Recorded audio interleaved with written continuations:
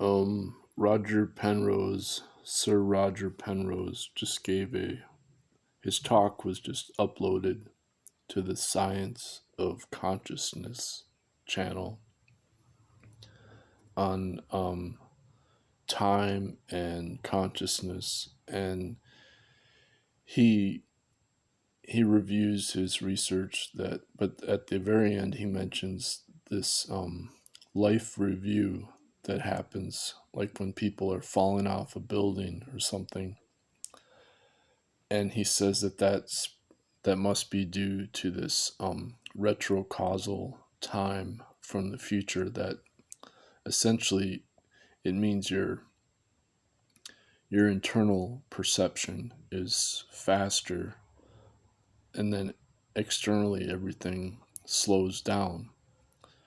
And they did a test about this that I cited in my 2012 book on I think it was Eagleton, this guy like David Eagleton or something like that. And so he claimed to have proven that there isn't an increase in perception, that it's just an illusion. But I know from my experience that the life review is when the heart opens up and your essentially like your soul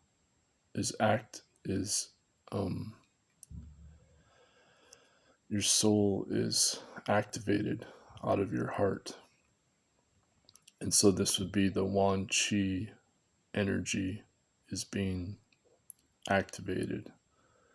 And so we could see, like, if you're falling from a building, you would have a deep right side vagus nerve activation because you'd be so scared that you'd be so stressed out at first. Your adrenaline would go so high that it would cause a parasympathetic rebound as an extreme deep relaxation as the freeze response. And people can literally die from the fear, from the deep relaxation causing such a strong, the strong fear causing such a deep relaxation of the right side vagus nerve to the heart. And I talk about this in the 2012 book, also citing Wade, the anthropologist Wade Davis is his last name, I think. And so when the life review vision kicks in, this is the coherent biophoton ghost inside of us, and our memories on the soul level are stored in the fifth dimension of the future and the past overlapping. So the reverse time is actually this magnetic moment as the spin of the proton and the electron.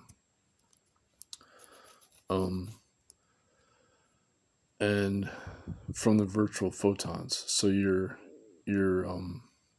activating the virtual photons, and so Roger Penrose is correct that that's what's this life review that's also detailed in near-death experience visions when people leave their body, when their spirit leaves their body.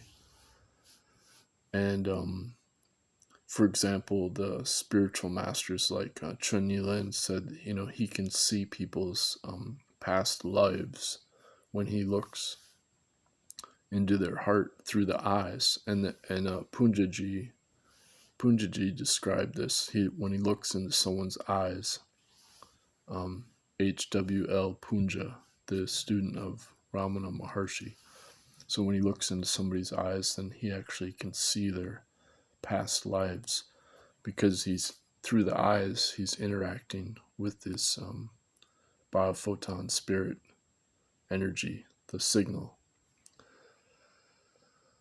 And so there's